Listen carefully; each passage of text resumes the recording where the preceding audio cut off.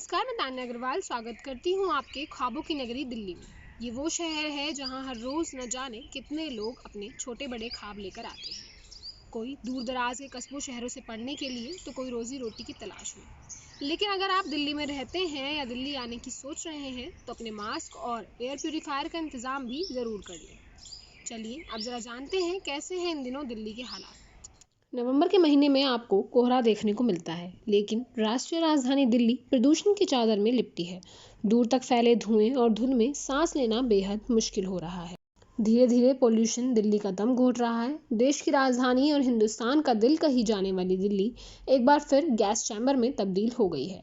यूं तो दिवाली के बाद से देश के कई राज्यों में प्रदूषण का स्तर बढ़ गया है, लेकिन सबसे बुरी हालत दिल्ली एनसीआर की है।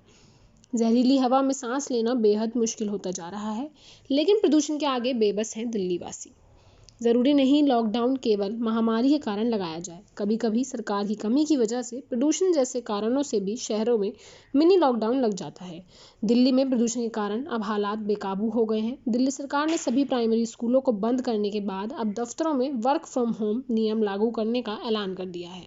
साथ ही दिल्ली में ट्रकों की एंट्री पर पाबंदी लगा दी गई है। दिल्ली में अब सिर्फ सीएनजी और इलेक्ट्रिक ट्रकों को ही एंट्री मिलेगी। हवा की गुणवत्ता बताने वाला एयर क्वालिटी इंडेक्स दिल्ली के कई इलाकों में 500 के पार पहुंच चुका है। System of air quality and weather forecasting के अनुसार दिल्ली का एवरेज AQI 431 दर्ज किया गया है, जो कि बेहद खराब श्रेणी में आता है।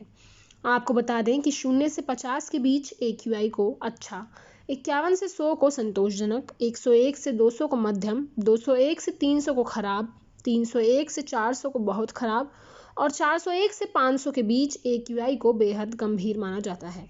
दिल्ली सरकार प्रदूषण कम करने के लिए कोई अहम फैसला नहीं ले पा रही है।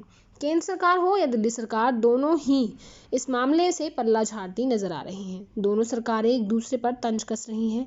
एक तरफ दिल्ली में बीजेपी द्वारा जगह जगह बैनर लगाए जा रहे हैं, जिसमें दिल्ली के मुख्यमंत्री अरविंद केजरीवाल की बराबरी हिटलर से की जा रही है।